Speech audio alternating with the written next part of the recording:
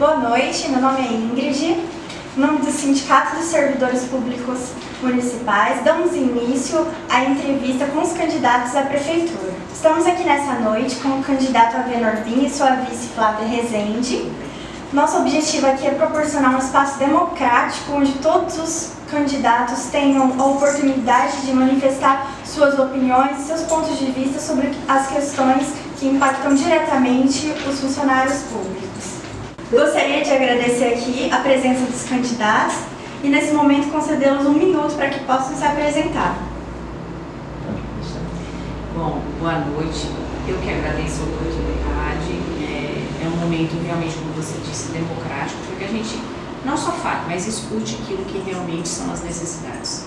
Sou Flávia Rezende, sou advogada, sou especializada em gestão pública, né? Tive aí minha formação técnica e também conto com 16 anos de vida pública dentro da prefeitura e do governo do estado, né? Atuei com 6 prefeitos, um governador e atualmente também atuo no ramo privado como empresária aqui em Fernandópolis, né? Tenho um comércio. Isso faz com que a gente tenha aí uma visão tanto do campo público como do campo privado e nos faz trazer essa necessidade realmente de mudança, né? Que é o que a gente quer aqui para a cidade, uma esperança. Boa noite, obrigado pelo espaço. A gente agradece a oportunidade de estar aqui falando e dando uma opinião sobre o questionamento que vocês nos proporcionaram. Sou Avenor Bin, filho de Guilherme Bin, Floripa Bin, casado com Ana Bin, pai de 4 filhos e 6 netos. Sou médico, residente em Fernandópolis há 67 anos e como médico há 46 anos. Além de ser médico, eu fiz especialidade em cirurgia geral e medicina do trabalho. Querendo conhecer um pouquinho do sistema de trabalho do trabalhador, de empresas, tudo, eu também fiz direito, então eu sou médico e sou advogado.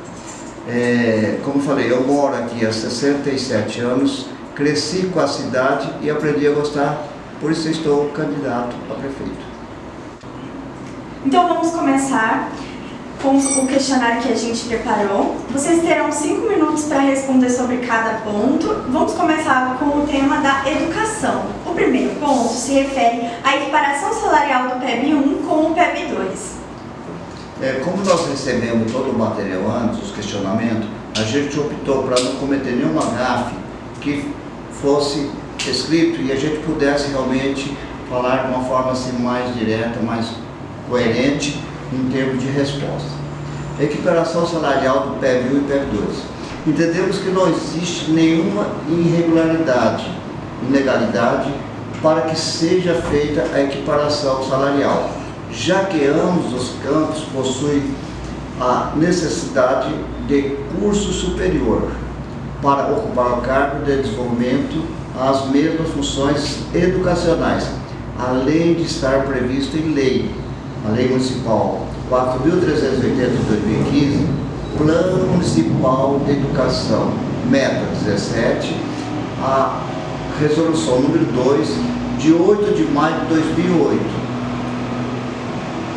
CNAE e SEB, que fixa as diretrizes para o plano de carreira dos professores em seu inciso 4 do artigo 5º, na qual orienta que se você vede qualquer diferenciação de remuneração dos professores em virtude da etapa ou modalidade de atuação profissional. Entendeu? Então nós não vemos assim nenhum problema em termos de equiparação, porque ambos são professores já concursados e que realmente eles têm, já com formação a curso superior, que tem realmente o direito, vamos dizer assim, da equiparação. A gente vê desse modo, né? Sim, sim. É importante também ressaltar, primeiro que já foi feito, né, inúmeras vezes a análise do impacto orçamentário e a gente tem conhecimento até que a atual administração prometeu fazer essa equiparação salarial, contratou inclusive uma empresa, né, para fazer o impacto financeiro, encaminhou o projeto de lei para a Câmara Municipal e retirou o projeto antes dele ser pautado, deixando os profissionais da educação mais uma vez desamparados. Então, A gente sabe que a lei dá, né, essa liberdade para que ocorra a equiparação. O que a gente não tem conhecimento nesse momento é em que pese como é que está o orçamento municipal e em que formato poderia ser feita essa equiparação. E isso a gente só vai ter essa segurança jurídica de afirmar como pode ser feito na hora que a gente chegar ali e ter noção desse impacto na folha, desse orçamento, mas em termos de legislação é direito desse professor que ocorra essa equiparação entre PEB 1 e PEB 2 e que acaba sendo até, eu falo que é um descompasso da educação, né? Que isso prejudica muito, isso desestimula o profissional, já é uma queixa antiga, a gente tem conhecimento disso. Então eu falo assim, se for para a gente sentar e resolver, a gente sabe que não é simples, por uma questão de orçamento, mas a questão vamos dizer assim, é indiscutível que ela ocorra, né? A gente só tem que se organizar e ver como será feita, né, doutor? A verdade é essa. Existe uma preocupação muito grande nossa, como nós vamos pegar a prefeitura dia 1º de janeiro, uma vez eleito, né? Como nós pegaríamos? Então, nós temos que realmente ter a cabeça no lugar, estar concentrado e realmente, não vamos dizer como nós falamos, merece, mas nós temos que ter o bom senso para que realmente não sacrifique mais a população, os servidores, mas realmente merece a equiparação sim. É justo que seja feita, né? Correto. Então vamos para o segundo ponto, que é sobre a revogação dos parágrafos 7 e 8 do Decreto 9.530, de 30 de outubro de 2023. Qual a opinião de vocês a respeito desse ponto? Então, analisando tudo, vendo o artigo, o decreto dispôs sobre o processo anual de atribuições de classe e ou aulas e contagem de tempo para efeitos de aposentadoria. Com relação ao artigo 7, que se refere à contagem do tempo para efeitos de aposentadoria, entendemos que, eleito se for, faremos uma revisão do dispositivo para ver a possibilidade de uma melhor adequação para beneficiar os profissionais da educação. Outro ponto que entendemos que deve ser revisto é com relação ao servidor afastado por licença maternidade, perder a pontuação para critério de classificação. Flávio, você poderia ler para mim o artigo 7? O que fala? Sim, claro, doutor. Contar-se-á apenas para efeitos de aposentadoria e disponibilidade o disposto no artigo 135 da Lei Complementar 01/92. Parágrafo único. Além do disposto no caput desse artigo, para fins de contagem de tempo para classificação na atribuição de classes e ou aulas, também não serão computados como efetivo exercício o período em que o docente permanecer readaptado. Já o artigo 8º, que descreve sobre a classificação dos docentes, faremos reunião com os profissionais da educação para buscar uma melhor solução que beneficie toda a categoria e não apenas alguns profissionais. Esse ponto aqui é importante, doutor. Já o artigo 8º, que descreve sobre a classificação dos docentes, faremos reunião com os profissionais da educação para buscar uma melhor solução que beneficia todas as categorias e não apenas alguns profissionais. Importante esclarecer que o artigo foi criado com o intuito de tentar diminuir o uso excessivo de atestados médicos e ou afastamento. Contudo, o bom servidor está sendo prejudicado com esta medida. O que fala o artigo 8º, Flávio? Os docentes municipalizados serão classificados na sua unidade sede, de acordo com a contagem de pontos oficial do Sistema Estadual de Ensino. Estes terão prioridade e serão os primeiros durante a atribuição nas escolas municipalizadas. É aquilo que a gente até já conversou um pouco, né? A gente sabe que isso aqui partiu até de algumas exigências que vieram do Tribunal de Contas, por isso até que isso foi, na época, incluído na lei, né, no Estatuto. E o que a gente precisa realmente é sentar e não prejudicar quem age de forma correta e que tem direito a essas licenças por alguma causa, por exemplo, né, a gestação, alguma situação que é tão comum comum que isso aconteça numa secretaria onde tem muitas mulheres, né? A gente tem conhecimento disso, e aí acaba sendo prejudicado, às vezes, a pessoa que age de boa fé em detrimento daquela que age de má fé, né? Que também não é justo. Então, eu acho, é aquilo que falo, a gente vai ter que sentar ali e avaliar e discutir o que pode ser feito realmente para que essa, não só a legislação que tem que ser alterada, mas que seja feita realmente a interpretação desse artigo de uma forma onde realmente corrija o erro e não aquilo que é direito né, da categoria. Flávia, tem muitas pessoas que realmente pegam atestado de uma forma abusiva.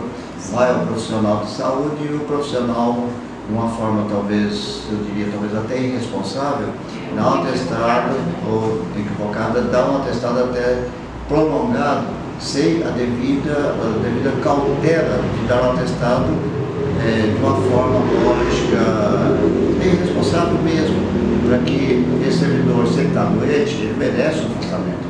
Mas se ele pode estar retornando ao trabalho, não deveria prejudicar o andamento do ensino, principalmente prejudicar outros colegas de trabalho, porque o afastamento dele, de última hora, às vezes tem dificuldade de complementar aquele trabalho, aquele momento de aula. Momentos, os diretores têm que ali se virar nos 30 para poder substituir, porque realmente são pegos de surpresa. Realmente. É uma coisa interessante que a gente vê aqui, principalmente no artigo 7º, a licença paternidade. É um direito, a lei permite, é um direito que a pessoa tem, então a gente vê com bons olhos que realmente a pessoa tenha o benefício da auxílio paternidade. Não é justo. Bom, então agora a gente pode conversar um pouco sobre a saúde. Aqui a gente trouxe um ponto que é a adequação da jornada para 6 horas para os cargos específicos da saúde. Muito bem. Para que seja feita a adequação da jornada de trabalho dos cargos específicos de saúde, como por exemplo, enfermeiros, técnicos de enfermagem, é necessário fazer um levantamento da quantidade de profissionais disponíveis e quais os pedidos necessários para a adequação. Entendemos que tudo que estiver dentro da legalidade deve ser colocado em prática. O que não pode fazer é aproveitar o cenário eleitoral para promover e depois não cumprir. Claro, realmente a gente tem que fazer uma análise adequada de todo esse tempo, porque a jornada de trabalho são 8 horas, entendeu? São 8 horas, então realmente nós temos que fazer um levantamento desses profissionais e readequá-los. Por exemplo, a jornada de 6 horas também é permitido, com 15 minutos de intervalo, né? Sim. Por que não realmente fazer toda uma análise e colocá-lo em prática? Então a gente vê também com bons olhos, mas temos que fazer uma análise com mais critério. O que você acha, Flávia? A gente hoje, primeiro, precisaria ter um levantamento do número de profissionais, as unidades, realmente a cobertura, né, dessas unidades, porque a gente sabe que promover um concurso público não é da noite para o dia, né? Então a gente tem a situação da adequação da jornada e tem a adequação aí de quantos profissionais seriam necessários para que houvesse esse cumprimento de tudo, porque você não vai poder fechar o estabelecimento, a verdade é essa, né? A gente não pode também prejudicar o atendimento da população, então tem que, eu costumo dizer que é uma conta matemática, é quantos funcionários, quantos seriam necessários, mas eu acho que tem que começar, tem que fazer análise e entender o que seria esse impacto com a Prefeitura de Fernandópolis. Porque numa jornada de 6 horas, a gente poderia inclusive fazer até 2 turnos. Sim. 12 horas. Possivelmente. Mas que você falou, nós temos que ver o impacto financeiro e como nós estaremos recebendo a Prefeitura para que realmente possa até colocar 2 turnos durante esse período de jornada. Acho que tendo a possibilidade de abrir novas vagas, tendo a possibilidade de poder estar realmente colocando isso dentro do que cabe dentro da folha de funcionalismo, não há problema, desde que isso seja possível legalmente. Eu estou pensando aqui, o município tem a obrigatoriedade de 15% do orçamento com a saúde, mas normalmente todas as prefeituras gastam mais de 20%. Então, teremos que ver realmente se tem condições não só de imediato, mas no futuro, com orçamento, com economia, em outros segmentos, em outros setores, para que realmente a gente possa até colocar até estudos. Uma análise criteriosa, né? A saúde acaba sendo sempre Vemos com bons né? olhos, né? Vemos com bons olhos, uma mas prioridade terá dentro que do ser feita governo. uma análise. Então agora a gente pode passar para o tópico que abraça todos os funcionários, começando pela necessidade de estabelecer critérios mais claros sobre a promoção vertical. Sim. Essa questão da promoção vertical é realmente uma questão que merece a nossa dedicação. Eu acho que a gente tem que parar, até porque eu acho que a hora que a gente conseguir, de fato, colocar no papel algo que vai disciplinar o crescimento, você vai estimular cada vez mais a qualidade do serviço público e o reconhecimento do servidor. É uma questão que eu acho assim, que a nossa prefeitura, nesse ponto, está extremamente atrasada. É um município de médio porte, um município que tem um número significativo já de servidores e que é inadmissível a gente não ter sentado ainda para discutir sobre a promoção. Então, para mim, eu entendo que é prioridade dentro do nosso governo. Eu falo que ele é benéfico tanto para o servidor, que é reconhecido, como para a população. Porque quem está ali empenhado em oferecer um bom serviço público, isso repercute para todos os moradores. Porque, ora a gente é uma pessoa que atende, quando a gente é um servidor público, ora a gente é uma pessoa atendida, você concorda? Então, no fim, beneficia todo mundo. A promoção é uma forma de reconhecimento e recompensa pelo esforço e dedicação de um profissional, que além de criar oportunidades para seu crescimento pessoal e profissional, gera também outros benefícios. Hoje, o único critério adotado é o tempo de serviço. Podendo ser criados outros critérios, como de reconhecimento por meritocracia, que avalia o desempenho profissional de cada servidor, devendo, para tanto, ser criada uma comissão de avaliação com servidores efetivos para avaliar referidos critérios. Outro critério importante é que o servidor que tiver sofrido qualquer tipo de penalidade não terá direito à promoção e nem poderá participar de comissão. Então, aqui são questões que a gente cita baseado em municípios que até já têm essa experiência. Mas isso não quer dizer que a gente não possa discutir isso junto com os servidores. A gente sabe, por exemplo, que nesse governo teve pessoas que responderam por sindicância por alguns motivos que eu vejo que não era culpa do servidor. Né? Por exemplo, a gente sabe que no período pandêmico teve produtos que venceram. E aí um servidor ali que está na gestão imediata de uma unidade, ele é o ordenador de despesa, ele acabou respondendo por esse produto que venceu numa situação. Aí abriu-se um processo de sindicância, né? Vamos dizer assim, acaba sujando ali de uma certa forma a história daquele servidor, e isso, né, a gente tem que tomar muito cuidado com isso aqui, porque depende, sempre prejudica a pessoa, você tem que tomar muito cuidado com esse critério. Então, tem que se avaliar realmente, né, para não punir um funcionário que, dependendo da situação, né, respondeu até de uma forma equivocada a um procedimento. Uma questão é essa. O que eu vejo dentro da promoção vertical que dá certo nos municípios é você fazer com que o funcionário ele receba incentivos para o seu próprio crescimento profissional.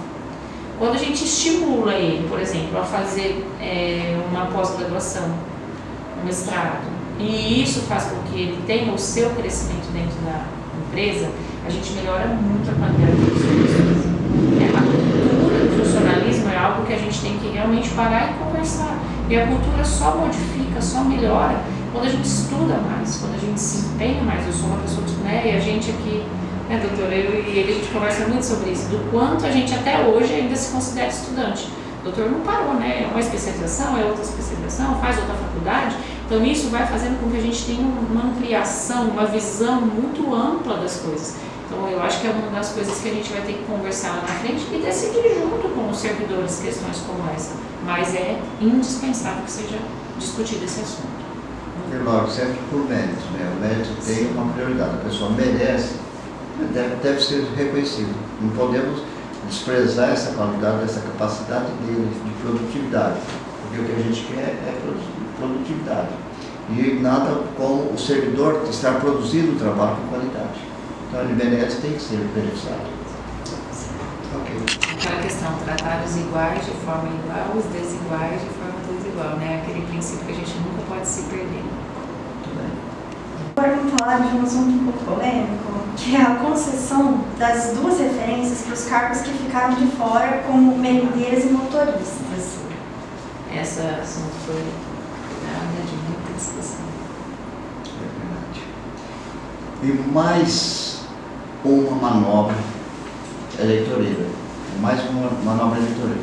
A atual administração, nas eleições de 2019, concedeu o aumento às referências para várias categorias. E prometeu também fazer para merendeira, motorista, etc. Ele não cumpriu. Todo servidor deve ser tratado de forma igualitária, não podendo ter benefício apenas para alguns, como foi feito para a atual administração, concedendo até 4 referências para alguns cargos e deixando outros sem nenhuma. Em nossa administração, todos serão iguais e estaremos levantando todos os casos que não foram beneficiados com o aumento das referências. Estudaremos uma melhor forma de regularizar essa atuação. Então, eu acho assim, como ela falou, todos terão que ser tratados com igualdade, se ele trabalha com funções diferentes, mas estando ali com produtividade, com qualidade, por que não ser beneficiado? Houve promessa, mas não foi cumprida. Então, eu acho que, primeiro, tem que ser respeitado o direito do cidadão, do trabalhador. Ele está trabalhando, está produzindo, merece, tem que ser beneficiado. O que você acha, Paulo? Então, na realidade, essa questão aí das merendeiras, eu me recordo bem que era quando eu estava lá em 2017, já era uma questão muito forte. Eles alegavam que o salário estava discrepante com relação à região, as questões. Então, assim, eu não sei nesse momento avaliar o quanto isso está discrepante, né, e que parâmetro foi utilizado para não conceder esse aumento. Eu gostaria de ter mais detalhes sobre essa questão, mas eu entendo assim, se realmente há uma desigualdade, se realmente há essa questão aí, a questão da promessa, né, a gente sabe que muita coisa foi prometida e que não foi cumprida. Eu não quero entrar nesse mérito, porque a gente não sabe nem se foi questão de legalidade, se foi questão de orçamento, ou se foi apenas um não querer, né? Porque a gente sabe, por exemplo, que esse ano mesmo foram concedidos os artigos 70, 79, a rodo aí, né? A gente viu isso no Diário Oficial, né? Muitas concessões de benefícios, muitos cargos de confiança aí que foram nas pressas aí do período eleitoral também, né? Publicados no Diário Oficial. Então, assim, é importante que a gente entre lá e tenha um pouquinho mais de detalhes sobre essa questão. Não é justo, não é correto se tiver uma falta de igualdade, de equiparação. E se tiver, tem que procurar corrigir, achar um caminho para essa correção aí. Mas eu sei que essa questão já tinha sido prometida lá atrás, né? Há muito tempo atrás. Isso foi um levantamento que nós fizemos, entendeu? De uma forma superficial para poder estar respondendo esse questionário, entendeu? Mas teremos que informar e ter um melhor conhecimento para poder responder melhor essa pergunta. Não é do nosso hábito, tá? A gente vir aqui só porque a gente está nesse período eleitoral e essas questões que nunca foram resolvidas em 8 anos, a gente se obrigar a falar de uma certa forma que não, nós vamos resolver tudo. Não é assim, porque não adianta eu e o doutor sentar aqui e falar, não, nós vamos ser mágicos, vamos resolver tudo isso. Não é esse o nosso perfil. Nosso perfil somos né, primeiro até pela nossa formação. A gente tem que realmente tomar pé da situação, entender o que está acontecendo ali. A gente não quer julgar a autoridade que está aí, se ele não fez por capricho é uma situação, mas se ele não fez por alguma questão ilegal, nós precisamos primeiro tomar conhecimento disso. Então, eu vejo aqui que vocês trouxeram muitas questões que não foram resolvidas nos últimos 8 anos e que eu tenho conhecimento que foi prometido. A gente com certeza vai olhar para todas essas questões que vocês estão trazendo, porque está machucando, está doendo de certa forma, não é, doutor? Aí existe uma pergunta. Por quê? Não foi resolvido? Talvez até a gente queria também ter essa resposta até dos próprios servidores. Por que não foi feito, né? Porque nós sabemos um dia que isso foi comprometido, né? O que a gente promete, gostaria realmente de cumprir. Então a gente tem muito cuidado na promessa. Nós vamos olhar com muito carinho. Tem que dar atenção para a questão e ir em busca de uma solução. Em conjunto, né? Com certeza, com vocês. Uma outra reivindicação trazida pelos funcionários é a respeito do fato de que quando o funcionário se aposenta, ele perde muitos benefícios, como o auxílio alimentação, fazendo com que o salário dele diminua drasticamente. A gente trouxe aqui a possibilidade da criação de um auxílio a título indenizatório de assistência médico-social para esses aposentados e pensionistas, e trouxemos como exemplo uma lei complementar, a número 4.657, do município de Taquaritinga. Bom, primeiro assim, eu até observei essa legislação, a gente teria que entender se esse impacto viria para a folha normal ou para a folha do emprego, né? Até para a gente ver, avaliar aí a questão da autarquia. Se quem seria o responsável por esse pagamento. Eu acho que merece um estudo, né? Até eu conversar com o município, entender como que isso está funcionando. Se não houve nenhuma objeção com relação ao Tribunal de Contas, com relação a isso, em qual orçamento impactaria, isso são questões que a gente, tudo aquilo que está dando certo numa cidade, a gente tem que ir lá e avaliar, né, e copiar. Eu penso assim, eu tenho essa opinião, se está dando certo, por que não fazer? Agora, uma das coisas que a gente considerou aqui, que no caso esse valor aqui, gira em média de R$200 aqui, pelo que a gente apurou, né? Se a gente tiver ali, a gente tem que olhar para essa situação.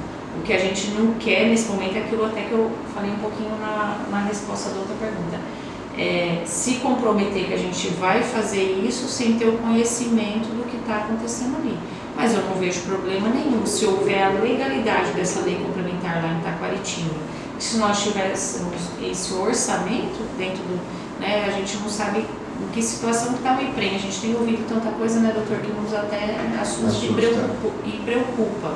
Eu não sei em que pé que está essa situação, se hoje é possível conceder um benefício, mas eu entendo que as perdas salariais, né, ao aposentar é triste, né, não só com o servidor público municipal, é complicado com o servidor público estadual, é complicado com o funcionário que é do ramo privado também, né.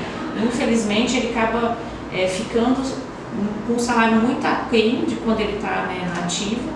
Muitos acabam até não se aposentando, a gente sabe disso, acabam, né, ficando ali para não haver, né, esse prejuízo, porque muitas vezes ele ainda está saudável, está bem, então acaba até ficando ali, mas a gente sabe que não é fácil, né, e isso impacta também até nos novos cargos, né, porque quando o servidor aposenta, que ele já cumpriu a missão dele, ele volta para casa, ele dá um lugar para um jovem que está começando, às vezes, a vida, que está iniciando, que está em formação da sua família.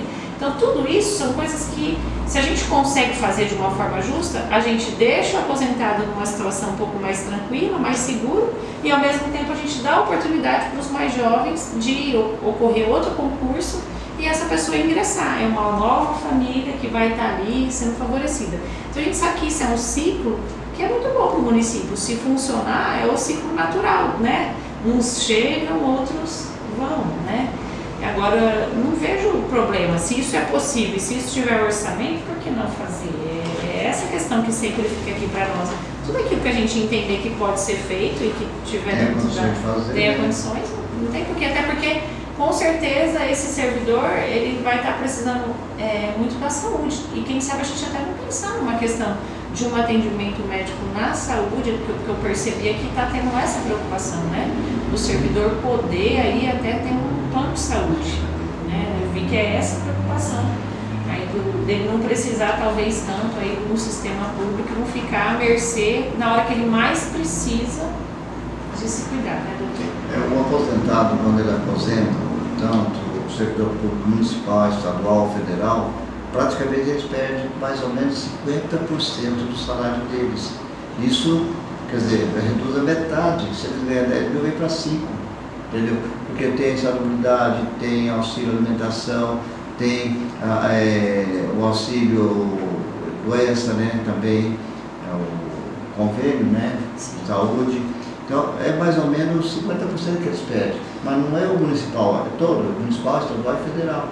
Entendeu? Porque o salário base é aquele base, quando ele aposenta ele fica com o salário base, que a Flávia falou.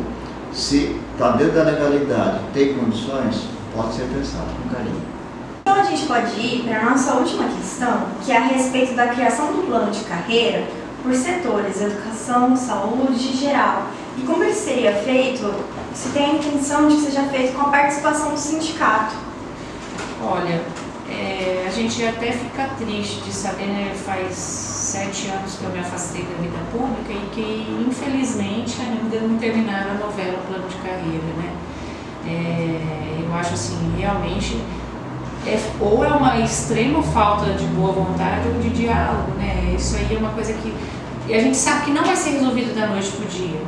Todos nós sabemos, né, que não é uma questão simples, porque é aquilo que eu falo, uma mentalidade que tem que ser modificada dentro do setor público e que tem que ser colocada no papel e não prejudicar ninguém e agradar todo mundo é uma coisa difícil, é árduo, é um trabalho árduo, né? Então vamos ter aqui um pouquinho até de bom senso nessa situação. Sem a participação do sindicato é inadmissível, não tem como. Quem sabe das dores, quem sabe dos problemas é o sindicato. E aí se torna impossível conversar com 1.500 pessoas. Nós não chegaremos nunca em lugar nenhum. Vamos falar a verdade. Então nós temos o quê? Que ter os mediadores, que tem a responsabilidade aí de cada pasta, que vai conhecer o problema de cada setor, sentar junto com o administrador público, o prefeito, e tentar colocar isso no papel, que também não é tão simples. Eu entendo que é um trabalho árduo, mas se a gente não começar e falar, em 5 anos conseguiremos esse passo, em 10 anos daremos mais esse outro passo, não é? Eu entendo que não é da noite para o dia que a gente vai colocar tudo em prática e nem vai conseguir atender o desejo de todo mundo. É impossível, se torna, né, é inviável, mas eu entendo que ele é indispensável para fazer até com que a prefeitura se reorganize, né? Porque eu vejo que todo mundo reclama, porque lá na saúde acontece isso, na educação não acontece, a gente ouve os bastidores, né? Porque na assistência está assim, aqui não está. Então a gente precisa unificar isso, a gente precisa de fato olhar e que todo mundo é servidor, ninguém é mais, ninguém é menos. A saúde é importante, a educação é importante, o social é importante, o esporte é importante, e não criar uma cultura de rivalidade, né, doutor? Eu acho que nisso o doutor tem um perfil muito pacificador, uma pessoa, né, que quer sempre de alguma forma ali, buscar a solução dos problemas. Eu vejo assim, dentro de qualquer trabalho, educação, saúde, que é necessário ter o plano de carreira, que é um estímulo para que a pessoa realmente continue trabalhando e melhorando, dando mais qualidade, mais perfeição, procurando mais conhecimento, para ele continuar evoluindo, produzindo melhor. Por exemplo, você pega um juiz, um promotor, eles têm plano de carreira. Por que o médico não tem? Porque o professor não tem, o trabalhador braçal também não tem. Ele tem que ter sim. Eu acho assim, que deve acontecer, mas tudo tem que ser feito um estudo de forma individual, baseado no orçamento e na qualificação do profissional. Entendeu? O profissional merece, ele tem que ser beneficiado. Porque é um estímulo para aquele que está trabalhando e produzindo melhor.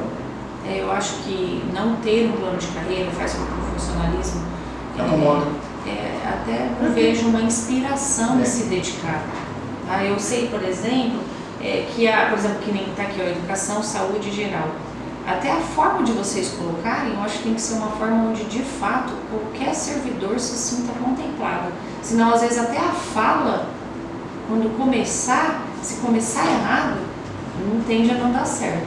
Porque se o profissional que está lá no esporte, ele não se sentir contemplado, aí ele vai lá no vereador, ele vai reclamar, ele vai fazer, ele vai... Então, assim, eu acho que vocês precisam, né? Quem sou eu para dizer o que vai ser a solução disso? Mas como eu já vejo esse problema se arrastar, aí pelo menos nos últimos 15 anos, eu acho que a hora que vocês, como sindicato, começar a discutir isso aqui, vocês têm que pensar em todos os servidores, nem tem que começar em falar, já começa falando errado, saúde, educação e talvez até pela fala, a forma que é colocado esse plano de carreira, eu sei que muita gente já de outros setores se sentiu prejudicada e fala, isso aí é só para aquelas pastas e não é para mim. Então, assim, se tem um conselho que eu posso dar como gestora pública, né, que vocês comecem esse plano de carreira conversando de uma forma muito igualitária. Lembrando que do faxineiro até o pós-doc, ele precisa ser tratado de uma forma igualitária. Então, agradecemos aqui a presença do candidato Alvenor Bin, da sua vice Flávia Rezende. Muito obrigada, a participação de vocês é muito importante para poder promover esse espaço democrático, né? Para que todos os funcionários tenham acesso à opinião de vocês sobre esses temas tão importantes. Nós elaboramos todas essas questões com a ajuda dos funcionários, com as mensagens que nos foram enviadas. Também promovemos reuniões aqui no sindicato na última semana com as categorias. Além disso, estivemos recebendo e recolhendo sugestões e com isso elaboramos esse documento, que é uma pauta de reivindicações das questões que não foram abordadas aqui. Gostaríamos que vocês levassem elas para poder incorporar no seu plano de gestão, levá-las em conta. E nesse momento gostaria de concedê-los 5 minutos para que vocês possam fazer a fala de encerramento.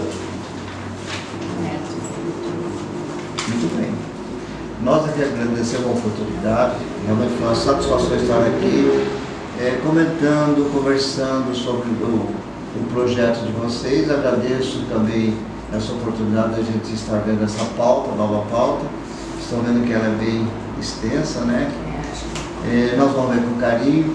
E uma vez eleito, com certeza, tudo que for benéfico para o funcionário, nós vamos colocar em prática. É lógico, respeitando as condições financeiras do município. Nós não queremos sobrecarregar mais o município em imposto. Se possível, inclusive, se a gente puder reduzir o imposto, o IPTU, a gente vai fazer isso. Pelo menos esticar, dar um maior desconto, levar para cá, dê maior desconto para que ele tenha mais condições. Então nós agradecemos a oportunidade de estar junto e, por que não, pedimos que os funcionários votem por 55, que seria uma nova oportunidade com um novo governo para que a gente realmente esteja junto em 2025, fazendo uma cidade melhor, como é meu lema, cuidar de pessoas, vou cuidar da cidade com muito carinho, com muita responsabilidade, com muita transparência. Então eu peço o apoio de vocês e dia 6 de outubro que passo a procuração para quem vocês conhecem, que vocês realmente confiem e acreditam que ele vai fazer o melhor governo. Então conto com o apoio de vocês. Eu também agradeço a oportunidade, eu sempre falo isso, né? Eu entendo que muitos problemas que nós estamos vivendo hoje em Fernandópolis está ocorrendo justamente porque nós não estamos dialogando, nós não estamos conversando, nós não estamos buscando junto uma solução. Nós vimos aqui hoje muitas questões que estão aí emperradas há 10, há 15, há 20 anos, né? Então, assim, não é uma questão de agora, mas é uma questão que realmente precisamos parar, dialogar e começar a resolver, porque eu entendo que muitas questões às vezes vão demorar 5, outras vão demorar 10 ainda, mas se não começar, a gente nunca vai resolver. É isso que eu vejo, que vocês trouxeram muitas demandas aqui que realmente precisam ser debruçadas. Eu falo que a gente vai ter que juntos debruçar, porque vocês também entendem tudo isso, né? De certa forma, vocês estão se sentindo prejudicados e acaba ficando essa insatisfação, que eu não acho que não é saudável com o ambiente de trabalho. Nenhuma empresa consegue ter um bom relacionamento de trabalho se os funcionários não estão satisfeitos. Isso no campo público, no campo privado. Então, a busca dessa solução, o diálogo, eu acho que se vocês se sentirem respeitados no sentido de a gente estar buscando uma resposta, já é o começo da solução do problema. Então, obrigada pela oportunidade. Muitas coisas a gente até achava que nesses últimos anos poderiam já ter sido superadas, né, doutor? Mas ainda não foi iniciado esse processo. Então, que a gente tem aí uma condição, nós não sabemos ainda o tamanho, né, do problema que nós vamos encontrar ali. A gente não tem ainda, é realmente uma surpresa para nós isso. Mas caso a gente seja eleito, o que não vai faltar é disposição e trabalho. Fiquem, né? E eu reafirmo aí, vamos colocar uma pessoa responsável. A nossa cidade precisa restabelecer a credibilidade, a confiança e o diálogo entre todas as instituições. Eu acho que isso já é no começo de uma nova gestão. Quero passar para você nossas respostas, nas perguntas. Muito obrigada. Muito obrigada. Novamente, gostaria de agradecê-los. Quero agradecer também a todos os presentes, principalmente aos membros da nossa diretoria que estiveram acompanhando todo o processo. Quero reiterar que o nosso compromisso como sindicato é continuar defendendo e reivindicando os interesses dos nossos servidores. Muito obrigada a todos e uma boa noite. Obrigada. Obrigado. Boa noite. Obrigado. Boa noite.